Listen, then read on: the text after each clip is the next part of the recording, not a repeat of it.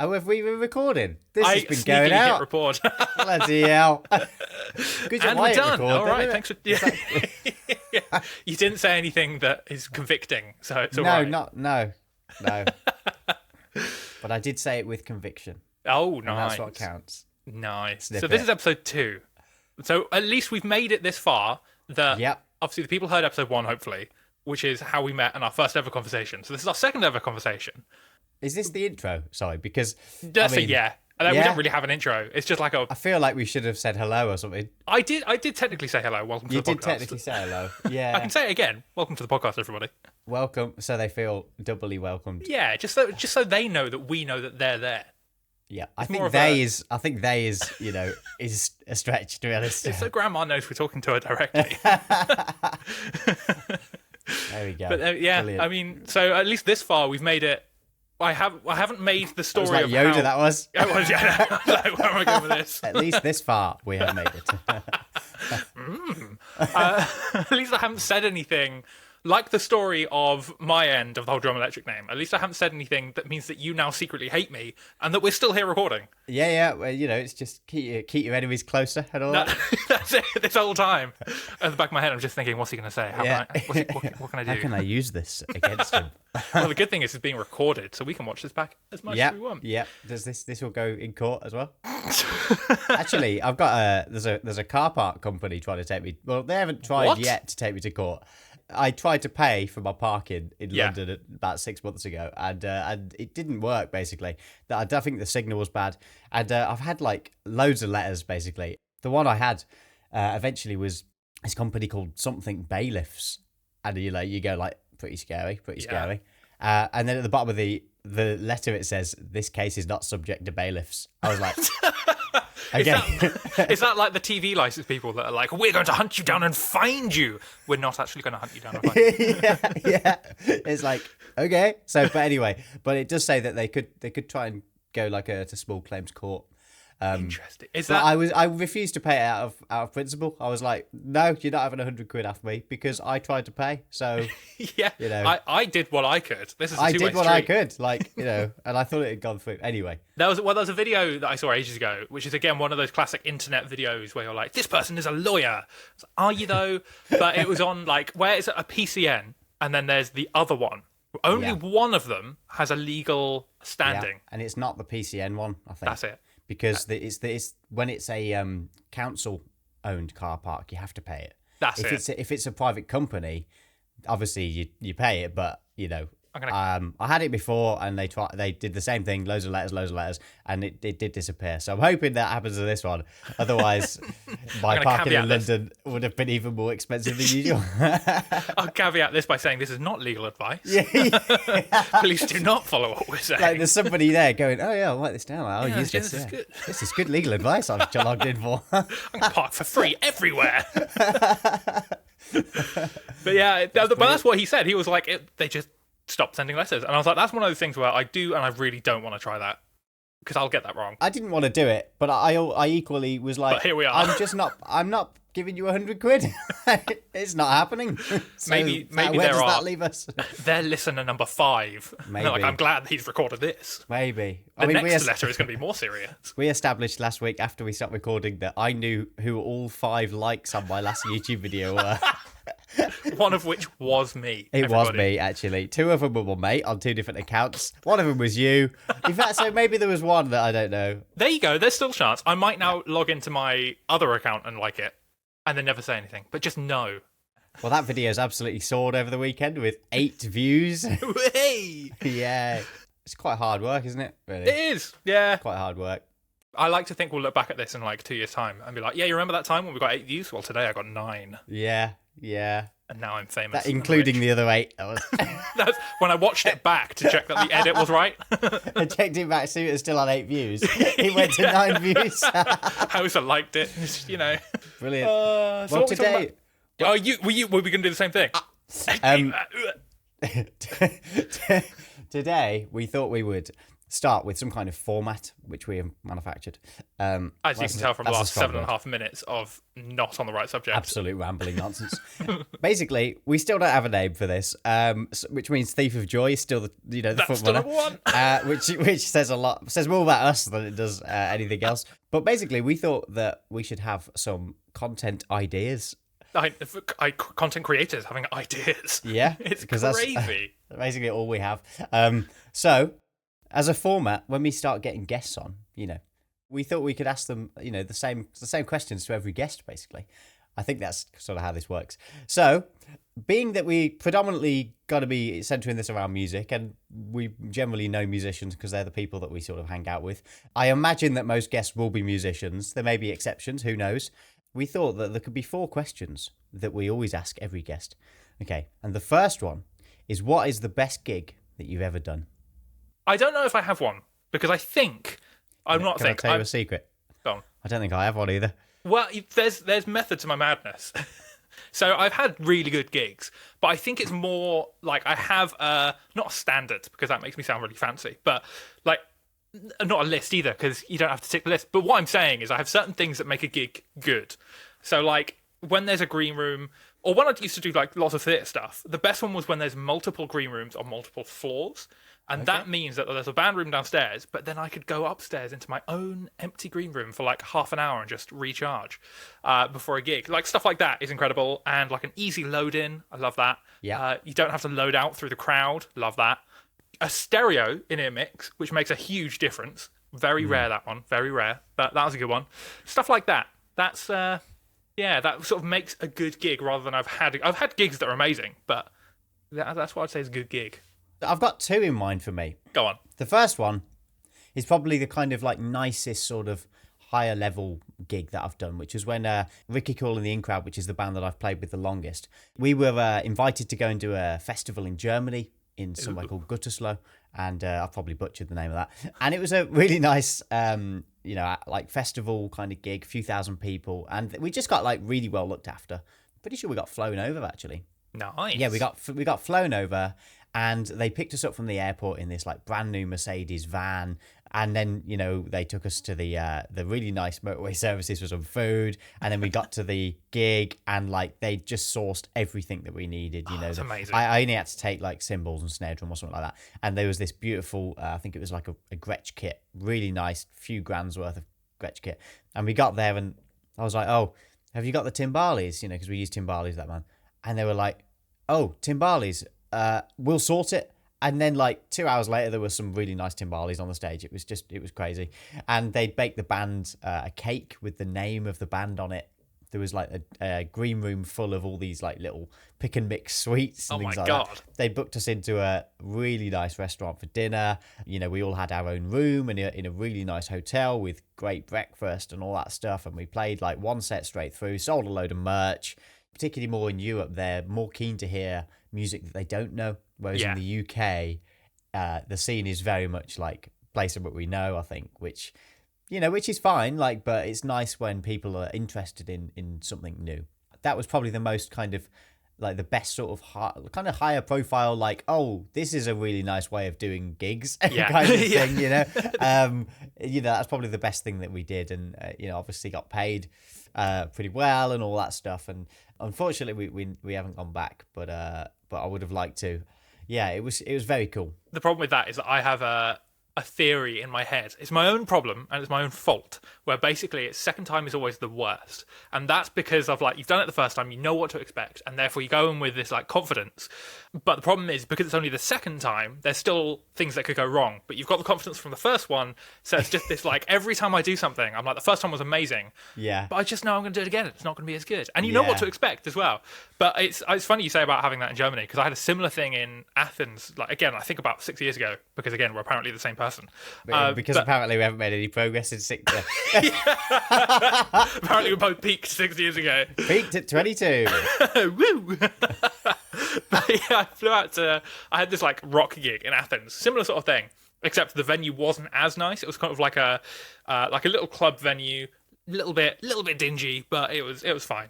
But again, like, they flew us out there. when we got to the venue, like there wasn't any. I didn't even have to take cymbals. I literally took sticks and my kick pedal, and I got to the venue and I set up the kit. And the band looked around and were like, "You ready for sound check?" And I was like, "Well, yeah." Apart from I don't have any cymbals. And a similar thing. Some dude was like, "I got this," and 10 minutes later he came back with a really nice Sabian cymbals. But Right. the thing with that is that was a really fun gig with nice things, but underlying like not nice things in the sense that we flew out there and it was all done by the manager who wasn't with us at the time. So it's just he sent out the bands to Athens, and we got there, we got to the hotel, and it looked like the hotel that was the cheapest thing they could find, which I get, save money, but beyond like it was kind of like if you imagine a ropey Greek hostel, but as a hotel. Yeah. It was sort of that. So you kind of get in the room and they're like, all the floors are this weird hard marble and it's cold, and the beds are made out of cardboard somehow, but simultaneously squishy, and not in a nice way. Like, anyway, so we all got there, we saw our rooms and went, maybe not. So the band leader then found a hotel around the corner and booked us in there. It's much nicer, normal hotel and things like that. The problem is the people that picked us up at the airport, again, a nice Mercedes, dropped us off at the original hotel. So when it came time to leave the weekend, basically they went to the original hotel and obviously didn't find us and then left. So we're all sat in the lobby going like, yeah, our plane's leaving in a few hours, we should probably leave. And then I said to the band leader, did you tell them that we've moved hotels? Wow. And he said, and then immediately got on the phone to the people that were driving the van. And somehow, and this is like half an hour after they should have picked us up, they replied, "Oh, we're so sorry, we can't come and get you because we're now an hour and a half away." And I'm like, how did you get an hour and a half away within half an hour? So we're frantically scrambling, and they come back 20 minutes later, even though they're an hour and a half away, Seems legit. to pick us up, take us to the airport. We ran through the airport, made the flight, but it was just one of those things where I was like, how did that happen? But at least the bonus side with that is we were over the weekends. Normally it was a fly in, fly out gig, but this time we had an extra day. Yeah, it's always nice. But it is, isn't it? On the Sunday, turns out that I think it's the last Sunday of every month in Greece, they open up all of like in Athens anyway, the Acropolis and things like that because of religious reasons. Okay. I didn't know this, so I was in like the morning, I was like, great, I've got a few hours before the flight, I'm going to see the sights, which I never get to do. So I walked out, ready to pay, and they're like, oh no, you can go in for free. I was like, what? And they're like, yeah, it's free today, all of it. And I was like, sick! So I got a free day around Athens. That's great. Yeah, so like, that's what I mean, like beautiful stuff and amazing things, surrounded by this like, oh my god, am I going to be able to get home? Yeah, that's it. And that's kind of the thing that I think, like that last day you've just spoke about, is kind of the thing that people think that. Yeah. I think when they see Instagram, whatever, we were talking about this last week, they think that that's what it's like all the time. I like to show the bits that aren't like that, really. I mean, I did a gig on Saturday night, got home about 2:15, which actually was pretty early, to be fair. Yeah, especially not bad. considering I was up north. I was like north of Leeds. People think that it's always like that, and unfortunately, it isn't. What's the worst gig that you've ever done?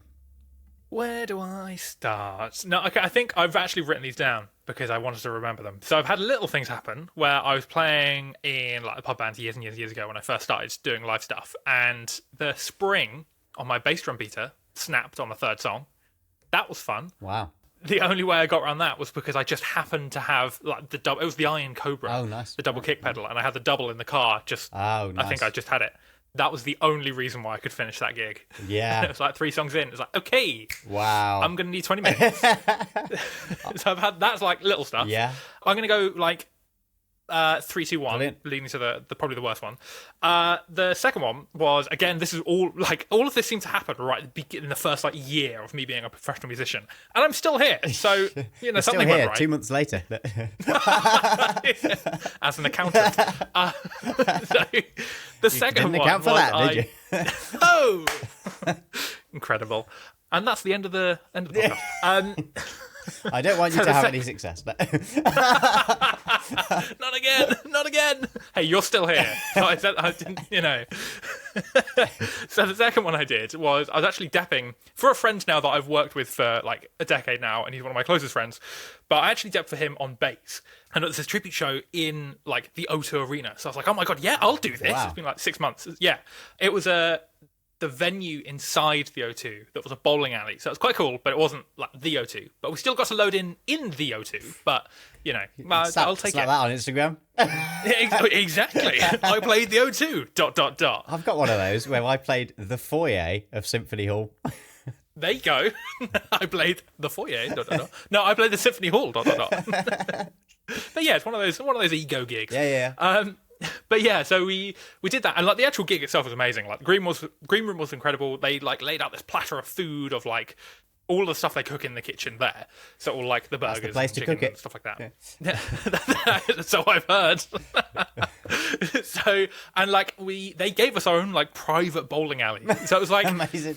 This is like okay. That's going on my rider.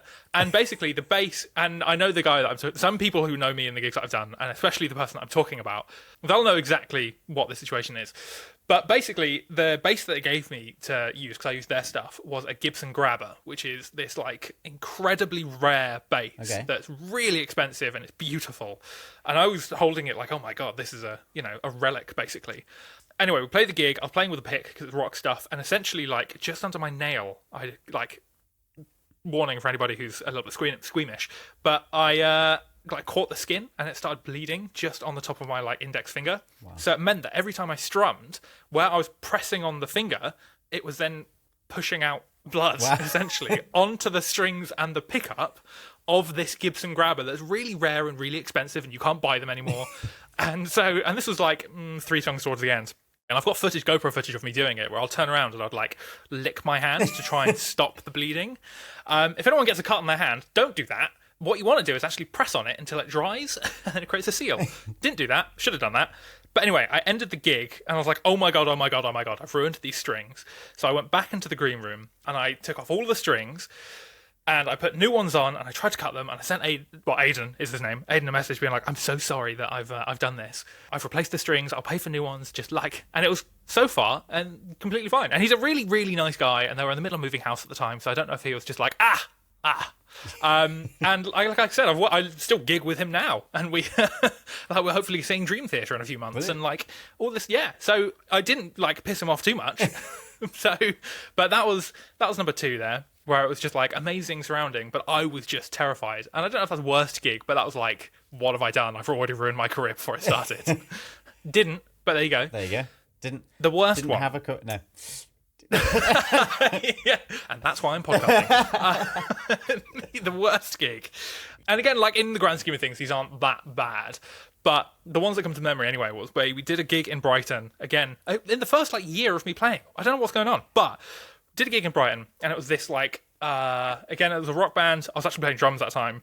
Yeah, we got there, and it was Brighton, like that big, by the pier where you've got the front on the beach that just keeps them going. Yeah. And they had this festival thing there, yeah. And it was a classic like stage in a trailer sort of situation. It's what it is, on the beach. But it was the one that was right at the end. So you had to walk through this whole festival to the end, and that was the stage. And we were on last. So we're like, cool, little like mini headline slot, if you want to call it that. Great.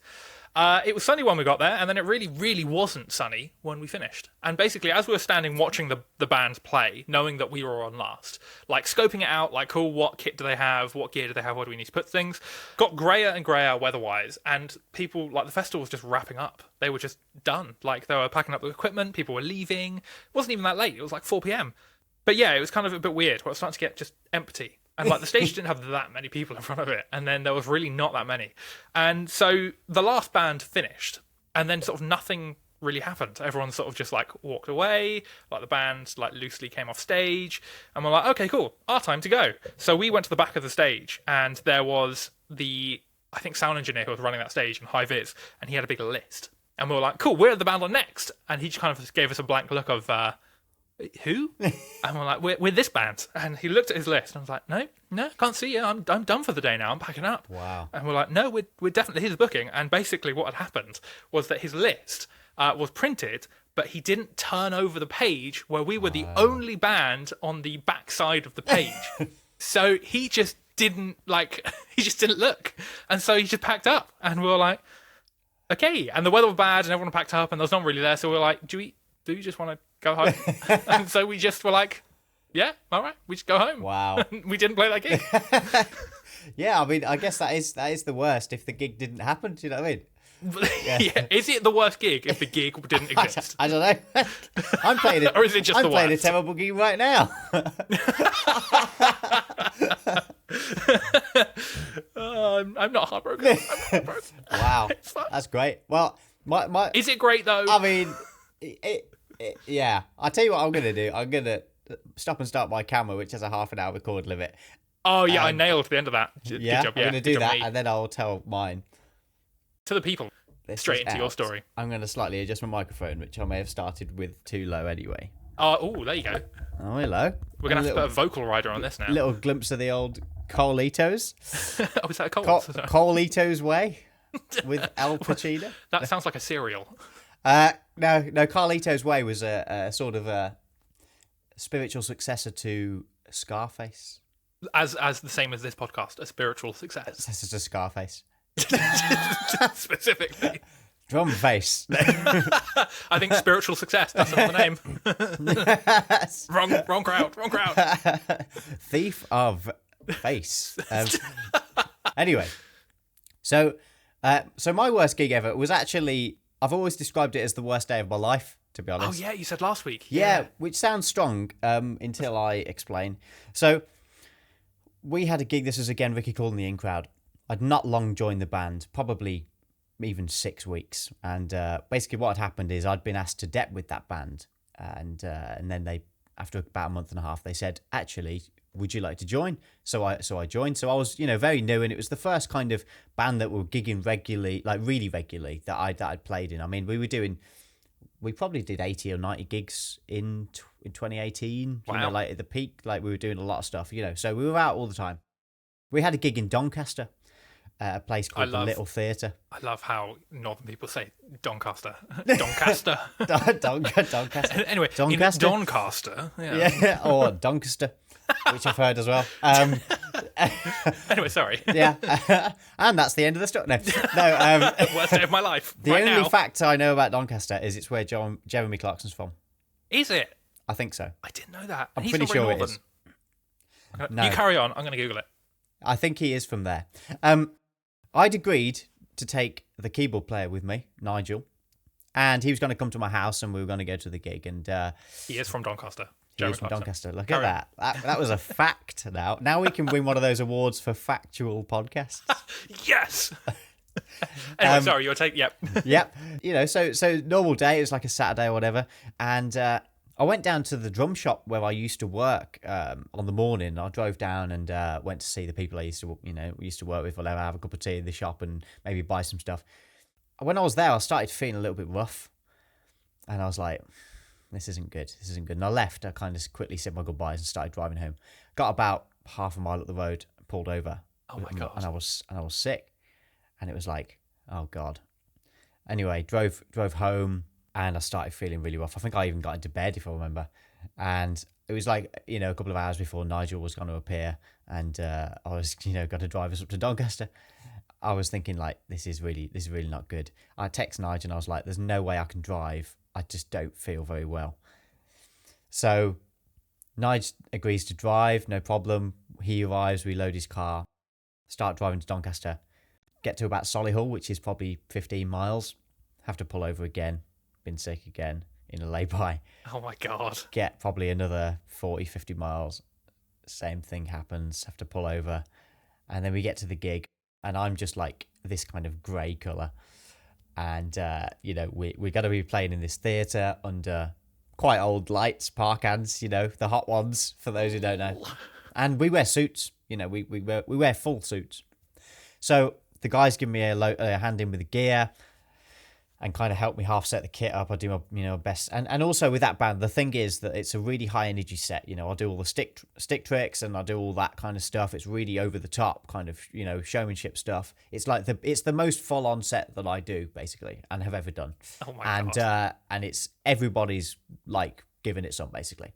And I was terrified letting the band down at the time. I was like, I'm not pulling the gig because I only joined 6 weeks ago. And I was like, I'm not cancelling a gig, basically. And I went with Ricky, who's the singer, to the pharmacist, and he got some Pepto-Bismol for me, or Pepto-Abysmal, which was Nice. which is what I started calling it. I had some of that, and we sound checked. I put a bucket next to the floor tom, just behind the kit, just in case.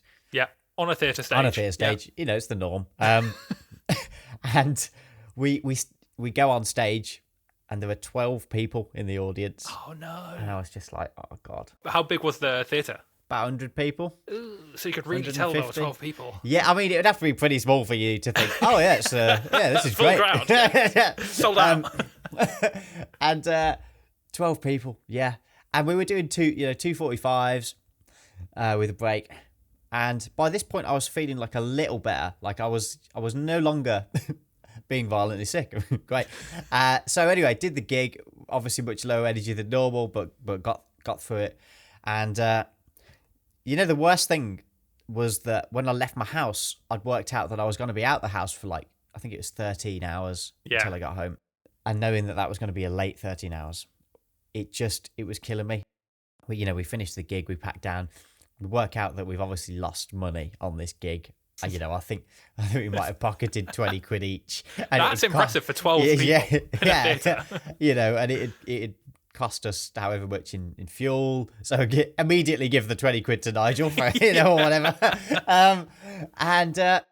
We drove back, and I remember just sleeping on the way home, really, just sleeping, just feeling terrible.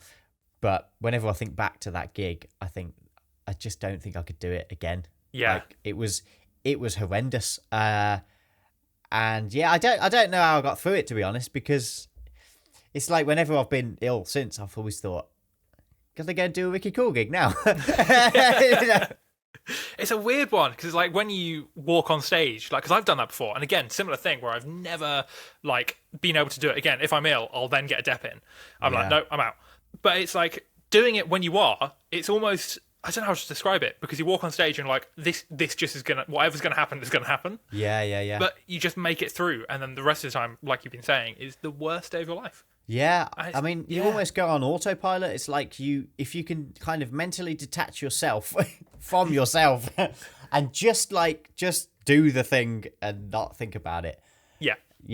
But it's so horrible. Even if you got a cold and you've got a gig, it's horrible. It's just like you say now, I wouldn't, even with a cold, it's like, this isn't worth the hassle. It's difficult. I mean, to this day, I've never cancelled a gig other than that I had to pull some for... because of my trip to America, which is also for work, I had to get deps in. But I've never cancelled a gig for any reason. But fortunately, I've not been in that situation since. So I don't know. But as a quick aside, I'm gonna have to really quickly move my car, which is gonna take me 2 minutes. So I'm just gonna keep this going. So whoever edits this later, we won't edit that out. We'll leave the 2 minutes. leave that. Just dead silence. So I'm just gonna. Mute that, and then I'll back in a second. I'll respond to to WhatsApp. If you could do it out loud for the people, thanks. Yeah. All right, back in a minute. I could just keep this whole thing going. Somebody sent me a picture of me on stage with the band, with the caption, "That fart must have been stinging on release." That's great, isn't it? So thanks for that, Tom. Brilliant. I'll respond now. Haha. Incredible. I don't know how people do these monologue podcasts, because this is quite difficult. If I had to sit here and just talk for 45 minutes, I mean, I don't know who would listen to it anyway. I guess me talking for 22 and a half minutes is probably enough. But to just do it with no body to bounce off, that must be quite difficult, I would think. I imagine it requires more planning than this has had. I don't think I'd want to do it, really. I don't think I'd get very excited about it, put it that way, because it'd be like doing solo gigs with backing tracks. People do it, people apparently enjoy it. I don't think I would enjoy it setting up. I think it'd be quite a lonely thing to do. And I think when you get into music, that one of the things that you get into music for is for the camaraderie, which is a word that I don't use very often, but I think playing with other people is a big part of it. So to just kind of do it by yourself, I don't know how much kind of energy you would be able to muster up, or for me anyway. I saw a guy recently who was on before us at a gig. He was probably about 60, and he was wearing a waistcoat, and he was singing "Hit Me Baby One More Time" by Britney Spears to backing tracks. And I mean, if he enjoys it, then that's great. And the audience seem to be enjoying it. But I just can't see myself doing it. And I guess you would never do a gig where you play Britney Spears songs on drums to backing tracks. I don't know what the market is for that, really. You'd have to come up with some kind of name that's a play on Britney Spears, because otherwise, I don't know how you'd market it, really. I'm just telling the ladies and gentlemen, Grandma, if you were to play Britney Spears songs to backing tracks on drums by yourself, what would you name it? That was what we got to here. Is that because I made a video ages ago? Oh no, it isn't actually. It isn't. Doing you did a Britney Spears song. Dear God, man. I'm really excited to listen to that back when we edit this. I've just been monologuing. Yeah. A lot of logs were laid. Captain's log. It won't flush. Yeah. Anyway. But yeah, cancelling gigs. No, I don't think I have either. Yeah. It's yeah. There we go. Well, it's nice that we wrapped that up nicely. Yeah, a beautiful bow, and yeah. Yeah. We've got 2 questions left. We've got. I genuinely, for a second there, I was like, "What, from the people, from the audience?" For some reason, I believe that. Yeah. If there are any audience and they have any questions, then do we have somewhere they can send them? The bin, I imagine. Yeah, keep hold of them and never ask keep them hold again. of them and set them on fire. No, we're on social media. Yeah, I presume we've got somewhere to upload these clips. So if there's a YouTube channel and or an Instagram, then just shoot us a DM on one of them, I presume. Yeah. Do that. That's good. I mean, you probably know us personally, I imagine. Yeah. So just pick up the phone. Just shoot me a message. Yeah. You've got my number. Just knock on, mate. Knock on. See if I'm about to come out and play. I was going to say, is Harry into play? Yeah. And that's great because that works for both of us. Yeah, exactly. I mean, the same sentence can be reused. So the next one is a story from the road, which I imagine will be more fun when we have guests. Yeah. I can't think of one, to be honest. I think I've already said it. Like I've got developments of it. Some that I'm not sure I can actually say on air, but I'll tell you afterwards anyway. I can tell you one actually. Go on. Or they're kind of strangely related. They're all about dogs. Yes. I've done a disproportionate number of gigs where some of the audience, or all of the audience in one case, were dogs. This is it, everybody. It's been 41 minutes and the podcast has started. I have so many questions. And they all go, bork, bork, bork, woof, woof, woof. The weirdest one was I played a gig with a ska band, like a first wave ska band. It's a dep gig, and it was like really intense, like ska, like. So far, none of this is equaling, yes, therefore audience is dogs. Yeah, I'm waiting for that point in the story where it makes sense. It was a wedding, and what? Obviously...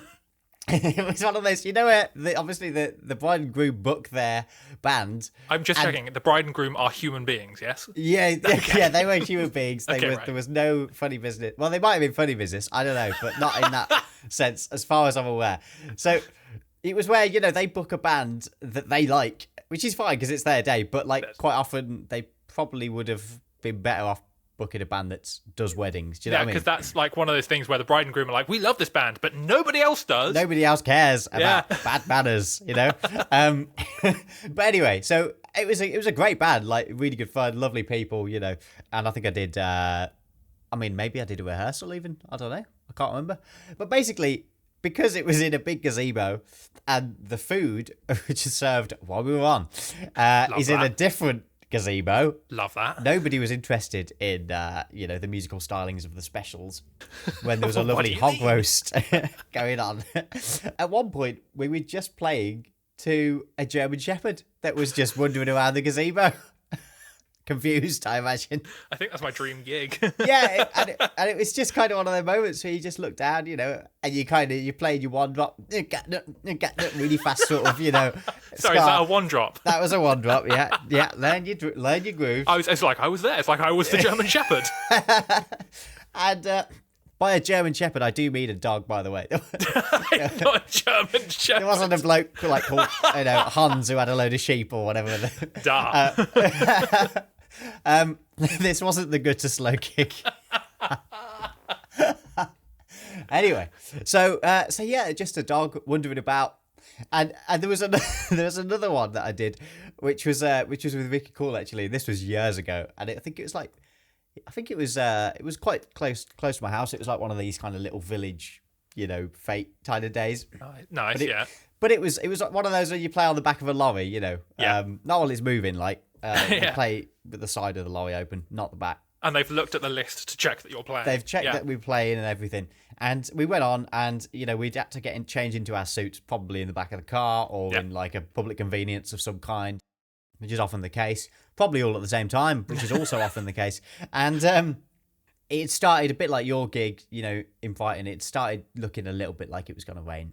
And then it started to rain. Good. So we loaded the gear on and set up very quickly, didn't really have a sound check and didn't have a great sound from what I remember. I think there was like, there's one stage monitor between 6 people. And for some reason, it's simultaneously the biggest and smallest monitor you've ever used. Yeah. And it's cranked up, to the eyeballs, basically. So we went on and started playing, as normal. And I think there were 4 people there. And there were 2 people sitting next to each other who didn't, as far as I could tell, know each other. Wait. How many dogs? Well, there was one dog. I think it was a border collie. Okay. But the man who owned the dog was sitting next to a woman who was eating a hot dog. Oh, no. And halfway through one of the numbers, I saw the dog go for the hot dog. And the look of disgust on this woman's face was unbelievable. But it was just that moment where you realise, this is what I'm doing. Like this is it. Yeah. This is it. This was the best thing that we could have done today. Yeah. I have made it as my professional career to do this. To do this. And it's just like, you've got to play the rest of the set. That's the thing. Yeah, where you've already been entertained. You're supposed to be the entertainment, but it turns out you're not. No, this is it. There were a few more with dogs involved. I was going to say they were the 2 big ones. The German Shepherd was quite big. The Border Collie was sort of medium-sized. But yeah, they were the 2 main takeaways. Incredible. I've got not as crazy, sadly, but I'll finish on this, looking at the recording monitor. But there's one function band that I play with all the time. Going back to what you were saying about really enjoying and playing for yourself, this function band I play with, just because it's like a 10-piece, they're all like either family or friends from family, so they've all known each other for like 30 years. Like, they've played the same set for all 30 of those years. And it's great. And I play with them, and it's just a laugh because, like, the keyboard player, he's got the best pocket I've ever felt in my life. And then the guitarist player is just one of those, like... Could you explain that to somebody who isn't musical, by the way? Oh, someone that's... What is pocket to someone that isn't musical? Because my normal thing is, because we were watching Prison Break last night. Yeah, nice. And I won't say any more than that. But if you could explain it, then I think that would be useful. To specifically a non-musician. Yeah. So I think the best way I can describe it, when you listen to a song and you really, really, really like that song, and it will depending on the person, like sometimes makes you want to dance, sing along, something like that, where it's that extra layer of, I not only like this song, I like it because it makes me feel a certain way, or makes me want to do a certain thing. That's essentially kind of what pocket is to a musician when a musician plays in time really, really well. Yeah. It's like their groove and their feel, isn't it? Exactly. And what's groove and feel to a non-musician? It's like explaining it to a caveman. Yeah, that's what non-musicians are to me. No. This club wielding. No. I don't want to talk about it. They mean nothing to me. Anyway, apart from their dogs. I thought we should explain that because yeah, it's a good point. There might be a person listening, but there might be a non-musician person also listening. So it basically, in terms of like on stage when you're playing, it basically means that keyboard player, it's just really easy to play with them. I don't have to think about anything. I can play something on the drums and then react to it on the keyboard by playing something similar and like that sort of stuff. Yeah. So it's wonderful. But one of my first gigs with them it's over in Essex, and it was in the expensive part of Essex, to the point where we were playing in someone's house. And we've done a few of these where I've played in like next to someone's pool in one of these like giant gazebos that you find at a wedding, and our green room was their pool house. So I've done that sort of stuff. But this one, I remember it because our green room was in their house, in the main house. Now, When you drive up into their massive driveway. It's got like a really nicely kept green garden with a single tree for some reason. And then you've got garden number 1, where the party was, and then garden number 2, which I think that's where, similar to your one, where the food was. And then, but that's not the main garden. The main garden is at the back of the house that is like 7 acres. And it's got a pond and all this sort of stuff. So we were in the house, in the main house, in that sort of like looking on their acres and acres of land. But you walk through the corridor, and it was just, I specifically remember, because walking through, I looked to my left, and I was carrying walking, and I stopped, looked to my left again, and there was just a full suit of armour just there. Like, Brilliant. it's in this beautiful modern house, but just full suit of armour. Like you'd see in Buckingham Palace or something. I was just like, can I put that on? Yeah. That's the new band attire is suits of armour. Everybody, I'll be wearing this. I can't sit down. It'll be very loud.